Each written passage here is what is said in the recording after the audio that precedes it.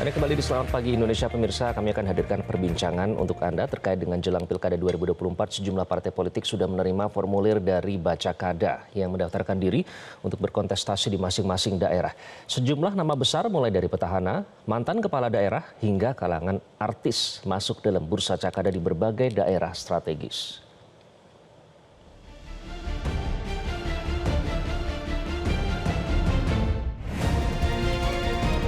Pemilihan kepala daerah atau pilkada akan digelar serentak pada 27 November 2024.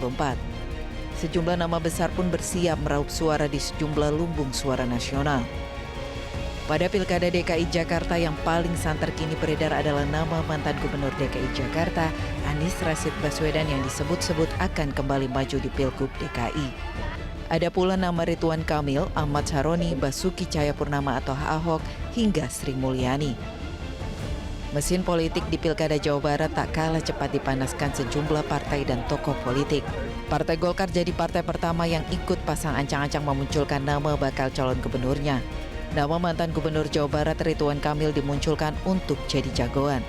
Tak hanya itu, Wali Kota Bogor periode 2014-2024 Bima Arya pun menyatakan siap maju di Pilkada Jabar dari Partai Amanat Nasional. Sementara PDI Perjuangan sebagai pemenang pemilu sadar betul tak pernah menang di Pilkada Jawa Barat. PDI pun mengincar kursi Cawagup pada Pilkada mendatang. Sejumlah nama yang akan bersaing menjadi calon gubernur dan calon wakil gubernur di Pilkada Jawa Tengah mulai bermunculan. Mayoritas adalah nama-nama terkenal yang belum pernah berkontestasi di Pilgub Jawa Tengah. Di antaranya ada nama mantan Bupati Kendal Diko Ganindito. Partai Golkar melirik dua nama yang akan dicalonkan, yakni Diko Ganindito yang akan berpasangan dengan artis tanah air Raffi Ahmad. Di sisi lain, DPD Golkar Jateng melirik Kapolda Jawa Tengah Irjen Ahmad Lutfi sebagai bakal calon gubernur. Lain hal di Jawa Timur, dukungan terhadap mantan Gubernur Jawa Timur Khofifah Indar Parawangsa untuk kembali maju sebagai calon gubernur Jawa Timur semakin menguat jelang Pilkada 2024. Di tengah dominannya sosok Khofifah, ada yang memprediksi Pilgub Jawa Timur akan menghadirkan fenomena kota kosong. Sementara Pilkada Sumatera Utara mulai memanas. Usai PDI Perjuangan menyatakan mempertimbangkan nama Ahok untuk maju di Pilgub Sumut. Banyak pihak menganggap Ahok dihadirkan untuk menantang penentu Presiden Jokowi Bobi Nasution yang akan diusung Gerindra di Pilgub Sumatera Utara. Direktur Eksekutif Lembaga Survei Indonesia Jayadi Hanan menilai Pilkada di Jawa Tengah akan berlangsung kompetitif. Pasalnya kemungkinan tidak ada petahana dalam pertarungan untuk menjadi Gubernur Jawa Tengah. Lain hal dengan di DKI Jakarta, Jawa Barat, dan Jawa Timur.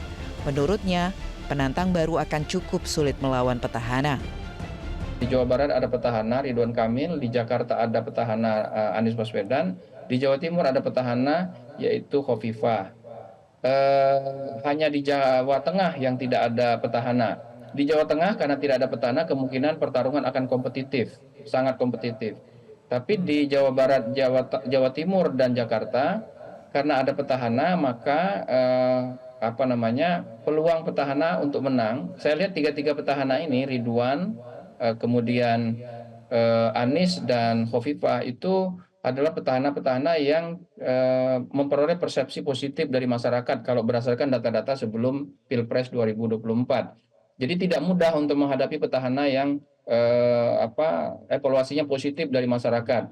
Misalnya Khofifah di Jawa Timur.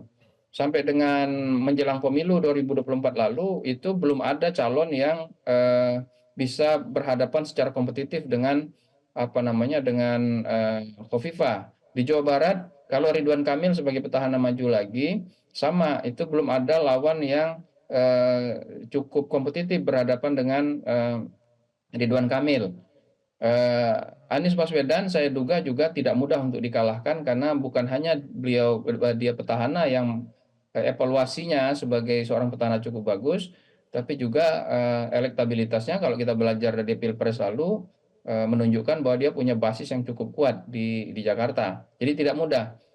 Tokoh-tokoh besar yang betul-betul punya akar di masing-masing wilayah itu yang bisa melawan para petahana ini.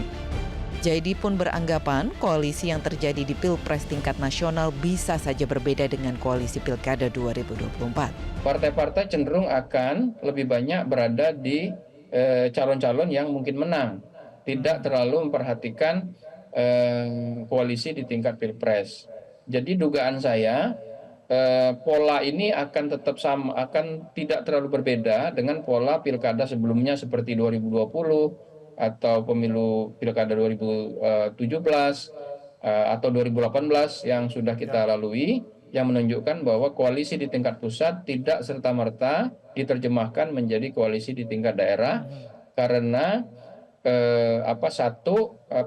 dinamika politik daerah berbeda, yang kedua dinamika hubungan antar partai di daerah juga berbeda, yang ketiga calon-calon yang mungkin menang di tingkat daerah itu belum tentu dimiliki oleh setiap partai yang sekarang yang berkoalisi di pilpres lalu. Tim Liputan Metro TV.